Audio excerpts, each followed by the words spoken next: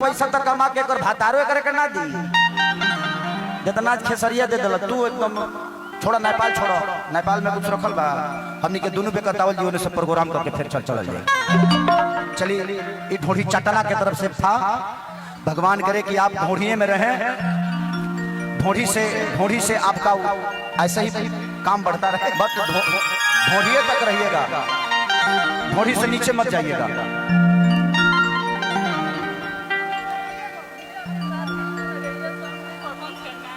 मेरे साथ आए मैं आपके साथ सब कुछ करूंगा, चिंता मत करो। गाना भी करूंगा आए माने तारा लोग के पीछावा के कहला रह के है ना वेला तू लोग तो खत्म में बड़ा मार दे हेनियो पीछही बालो आवत रह मैंने है ना ज्यादा लोग वही से ना रहता हनी।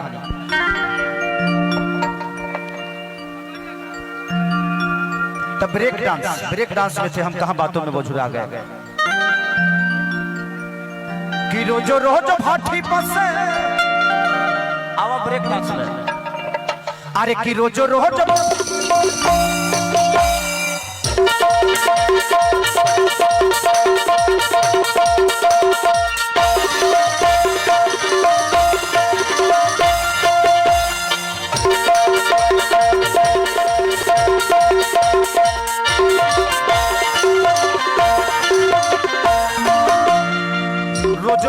भाटी पसे दारू पी के आवेला दीदी के बाड़ी हमारी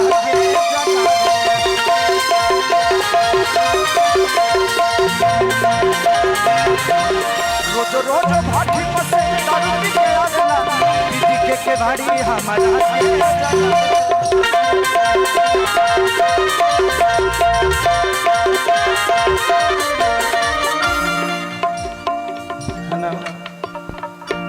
এইখানে আসবো এইখানে तार बहन ही तो दोनों जन एक साथ निकल रहा। ये बड़ी है कि छोटी?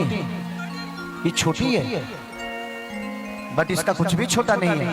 हाइट देखो, बाल देखो, बेचारी का देखो चेहरा भी बड़ा है।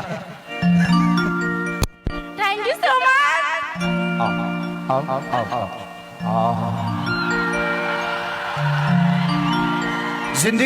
जिंदगी मिले तो खेसारी लाल यादव जैसे जहां चाहता हूं वहीं पकड़ लेता हूं। शरीर क्लियर करता नहीं तहारा लगन बड़ा मैं अगर मैं कुछ बोलता हूं ना तो ये एंजॉय और मनोरंजन के लिए, अन्यथा दुनिया इसको जैसे ले ले। मैं एक अभी अचानक से एक मेरा गाना रिलीज हुआ था कि हो लटक जाइबे राजा चलिए, उसमें मैं और बॉम्बे की बहुत हिंदी की बड़ी अच्छी कलाकार आकांक्षा पुरी जी, मैं उनको इस पे बैठा के टिप्स मार रहा था पुलअप्स। कितने लोगों ने देखा है? थोड़ा हाथ उठाओ तो देखा तर लोग दूसर काम नहीं खे। हम भजन भी बहुत गाए थे, कितने लोग सुने थे? देखे संख्या देखे अब पुलअप्सवा माराल का मोय लोग देख ले बाबा, सारे के सारे लोग देखे, लेकिन मैं पुलअप्स मार रहा और लोगों को कुछ अलग ही लग रहा।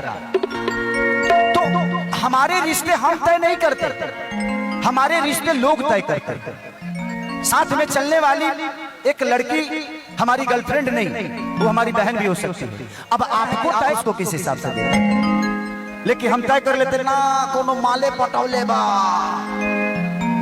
ये तो आपकी नजरिया है जो आप उसको कैसे देखते हैं, किस हिसाब से देखते हैं।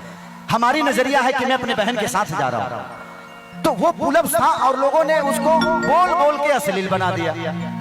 ठीक है यार, सबकी अपनी नजरिया है। कितने लोगों को सफाई जिंदगी में सफाई देते देते मर जाइएगा। आज समझाया उसको जाता है जो समझना चाहता है, समझदार को समझाने का कोई मतलब है नहीं। शब्दों को व्यर्थ मत जाने दीजिए, आप अपना काम करते रहिए। पूरी दुनिया आपके कहीं ना कहीं दिल में बैठा कर बैठेगी।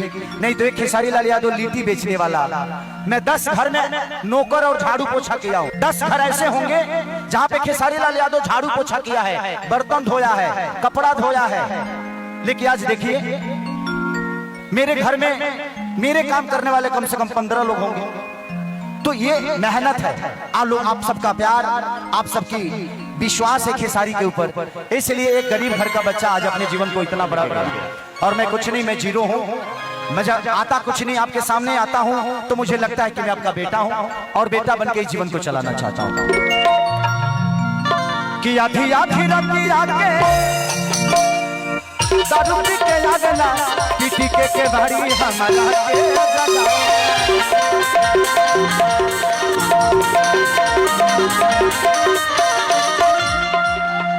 ए बाबू तो हमारे के छोड़बू ना, ए रोका ना रे। एगो सिस्टम निमन मिलल बा, ओहे कहां टाटा कइले रहत रहल पागले करबा लोग का चाहती हो। आपसे बहुत देख भाई, छोटकी प्यार करत है तो बड़की के कितना मजा मिलता। एकरो लागता कि एकरे बहाने कहियो हमरो भेटा जाई है। प्यार करती हो, बट आप इस भरे मंच से बोल रही हो, जिस दिन शादी आपका होगा वो का सोचेगा मर्दा रे। ना ना ना बाप रे, हीरा लड़की भी, अरे दादा ते बैठ, हम तोरा से रात में मिले। हाँ तो गाते गाते तो रात हो ही जाएगा ना जी, जाते जाते मिल लेंगे तुमसे बेटा, बैठ। अच्छा ये इतना हाइट हील लगा कर भइल बिया, हाइट है ओके। कि आधी आधी रतिया के कनी से बतियाओ तनी तो है ने रूसल। बेटा मेरी पहली पसंद आप ही हो, आपके साथ मुझे बहुत कुछ करना है, सिनेमा भी करना है, गाना भी करना है, स्टेज प्रोग्राम भी करना है। तारा लो तो दूसरे बुझले हो खबा, दिमाग दिमाग अपन अपन सोच लो, तू लो जो सोच ले तनी।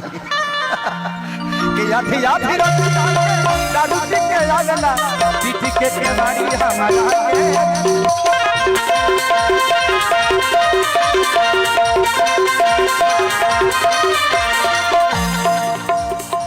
कि फाटी जाला जामा, खुल जाला पैजामा, फाटी जाला जामा, खुल जाला पैजामा।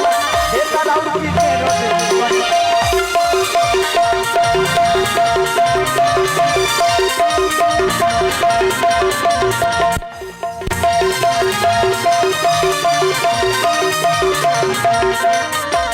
सारे सिखबे,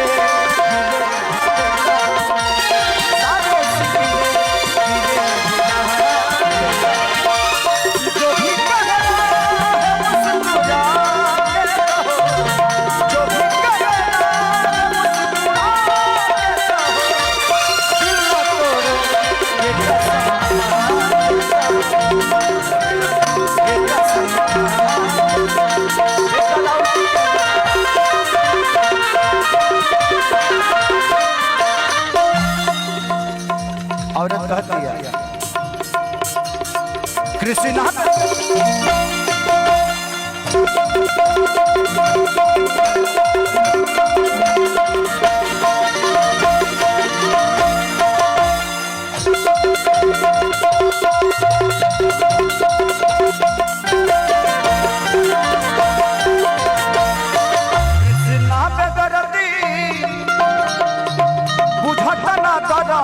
ऐसन भेटाइल बा ये सब माया।